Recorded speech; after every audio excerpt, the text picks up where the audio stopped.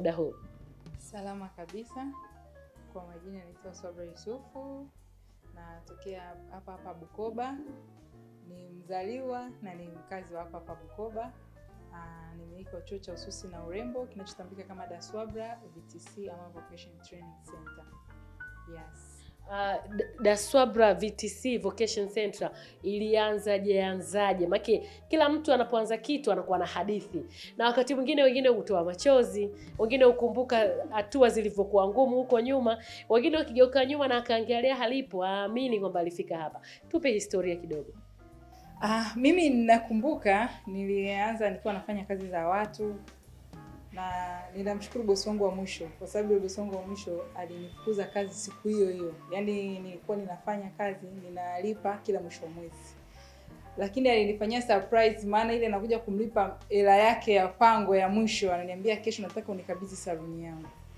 Nililia sana na imagine kipindi hicho nilikuwa nina kitoto kichanga kiko kina miezi 3. Lakini sasa nikawaza siposi kukaa, wala siposi kulala, wala siposi kusema ngoja nikate tamani sifanye chochote. Ikanibidi nianzishe kisaluni changu kidogo. Hiyo saluni yangu kwa kweli namshukuru Mungu. Nilianza na mtaji wa shilingi 1,110. 1,100 nilikopa kwa rafiki yangu, 10,000 ni mteja wangu wa kwanza aliyekuja kumhudumia pale saluni. Nimekaa, changamoto hazikosi, changamoto zipo. Baadaye nikaa ninahitaji sasa mabinti wakuja kunisaidia pale saluni. Sasa nikaona nikitafuta binti anayejua ananisumbua. Ngoja tu nitafute wale ambao hawajui, ninawapanikiza ujuzi wangu ili waweze kuendelea kunisaidia. Mwisho wa siku wale nilikuwa nikiwafundisha nikaa napata mabinti wengi. Sasa katika wale wakawa na wenyewe wanatoka, mtu anapotea tu. Unajuza fulani yuko wapi? Kumbe tayari ameshafungua saluni yake. Mwingine ameshaajiriwa kwingine, mwingine hayupo hata Bukoba. Lakini unaona asante DaSwabra, sasa hivi mimi niko sehemu fulani. Sasa nikawaza, haya mambo nayaona mtandaoni. Kwa nini Bukoba tusiwe na hichi kitu? Kwa maana kuna watu wengi wapo, mabinti wengi wanahangaika, hana cha kufanya, hana ujuzi wowote. Mwingine amezalishwa ajue afanye nini, mwingine amaliza masomo anahangaika na ajira. Lakini ajira ya urembo ni ajira nzuri. Kwa hiyo nikaa nikiwaza mwenyewe, nilipojaribu kuwashirikisha wenzangu wa karibu. Kwanza nilipomwambia mume wangu kipindi hicho, ananiambia wewe utafungwa. Ni kitu kikubwa sana. Kwanza wewe hujasoma, utaanzaje? Nikamwambia hapana bwana, nitaweza. Nikamshirikisha mwingine, akaniambia ni gharama kubwa. Inabidi uwe na mtaji wa kutosha, inahitaji eneo, inahitaji nini. Nikamwambia mwingine. Sasa ikabidi niende VETA. Nilipoenda VETA ndio VETA akaniambia niende NACTIVATE. Nimeenda NACTIVATE nikapewa form. Kwa kweli form ilikuwa na mambo mengi sana. Yaani mpaka kwanza nilikaa nikasema Mungu unafanyaje? Lakini kuna roho ya ndani inaniambia hichi kitu utafanya. Haya, sasa ikabidi na hapo sina chochote, sina hela yoyote. Ikabidi nimpate rafiki yangu mmoja, nikamwambia bwana unaje tuingie share. Mimi hapa nilipo na 500,000, lakini sina hata 100. Hasema 500,000 ndogo sana, nikamwambia usijali, naweza nikapata hata nyingine. Kwa hiyo sasa mimi nitaweka 1,150,000. Wewe si una 500,000, 2,000,000. Si tutoshe? Nikamwambia sawa. Sasa ikabidi nifanye mchakato. Wakati yule nimeshampanga, ameshakubali tuwe partners, ikabidi niende benki Mkombozi nikaomba mkopo wa 1,150,000. Sasa ile nahangaika mara usajili mara nini, lakini sasa najua watakuja kunikagua, wanakagua nina chumba kimoja cha saluni nafanyaje. Ikabidi sasa cha kufanya nikatafute nyumba nzima. Kwa ile nyumba nikalipia miezi 3, 3,300 kila mwezi. Sasa akili yangu inanitupa kwamba nikifungua tu chuo mwezi huo nikitangaza nitapata wanafunzi wa kutosha. Yaani sikuwaza kama kuna chochote. Kwa hakika hadithi ni tamu sana. Natamani sasa kufahamu kwenye chuo chako sasa hivi unatoa huduma gani ambazo zinapatikana hapa?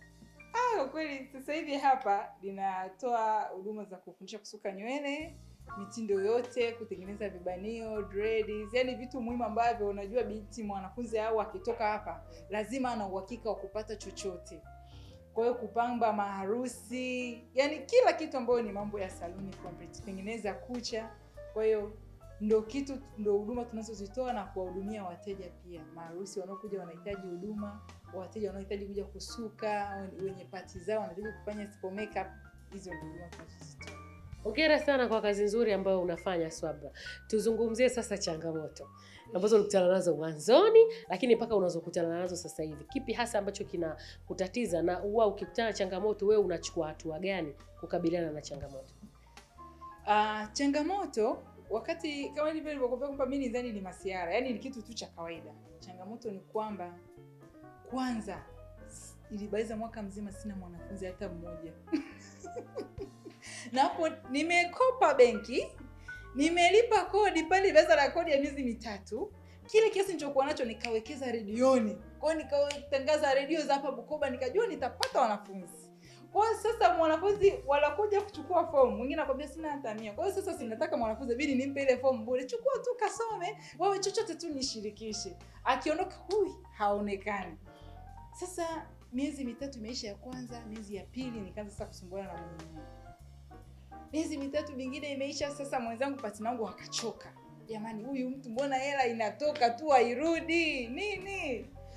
Ikafika wakati benki nikataka kuja kufilisiwa. Yaani nilikuwa ninashinda ndani, nilikuwa naweza kumaliza wiki nzima sijatoka nje. Kuna kipindi sitokisahau, niliamka asubuhi mpaka ile saa 10 ndio nakumbuka sijaweka kitu chochote mdomoni. Nilisali.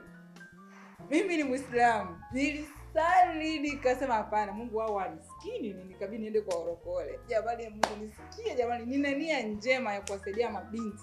Nisaidie Mungu wangu. Nikashindwa yani mpaka ushosema ngoja nitawakali Mwenyezi Mungu. Nikaanza mswala. Saa 9 nasali, saa ngapi nasali Mungu. Sasa siwezi tena kusali. Naomba nianze kushukuru. Nikaacha kusali, nikaanza kushukuru. Mungu asante na kushukuru Mungu wangu, wewe ndiye Mungu mweza. Nimekuja mwaka wa pili sasa nikapata wanafunzi 5. Kwa huo mwaka nikamshukuru Mungu nikasema asante. Lakini ile leo yote ikija inaenda kuziba viraka. Nikaja nikakaribia kwenye kufanya sherehe, wanafunzi wakanigeuka. Wanakuja akilipa ada ya kwanza, akiondoka akishajifunza mwezi mmoja wa pili harudi tena. Na hapo sina nia, nawafundisha kwa nia ili wajue kwamba chuo ni kizuri. Akishajua tu anaondoka na ada. Huo mwaka ukapita. Sasa mwaka jana ndo kidogo nikasema kumbe na mimi watu wananielewa Mtu yani nina chuo ninajitangaza, lakini sina hata nia ya kupanda boda kwenda ofisini. Yani ninakopa boda mpaka boda sema huyu naye vipi huyu? Yani haonekani. Kwa hiyo huu mwaka jana namshukuru Mungu nikaa nimepata hapa eneo la serikali, kongani ya vijana. Na penyewe ni Mama Mwasa na niangu ya manispaa ya Kagera ya Bukoba. Kwa mkurugenzi wa manispaa ndo akamwambia maafisa maendeleo, basi walikuwa ni marafiki zangu. Yani mimi nilikuwa nikiona huyu ana kipengele serikalini, karibu naomba nikusuke, nitakusuka hata bure. Ili akisha kuja huko unajua ile akienda kule sasa tanizungumzia. Yani nikiona tu kipengele fulani huyu ni mtu fulani, jamani nakuomba yani akija tunajua ataondoka atakuja na kitu kipya. Kwa hiyo wakawa wananisaidia kunitangaza. Mwisho wa siku nilikuwa nimebakiza wiki hii moja, nimeandikiwa na mwenye nyumba wangu. Ikifika tarehe 9 mwezi wa 10 hujalipa kodi ama mwenyewe. Kwa maana nikaa nafikiria nitatoa vitu vyangu vyote, niviuze, vingine nitaviacha sehemu niende zangu ndani. Kwa hiyo ndio ilikuwa akili yangu ya mwisho. Lakini hiyo siku nilipigiwa simu, naitwa naambiwa eneo hili hapa, amisha wanafunzi wako hapa. Dada, unajua reaction ya mwanamke. Yaani kwanza niliduaa, nikaanza hivi Mungu kumbe ulikuwa unanisikia rafiki.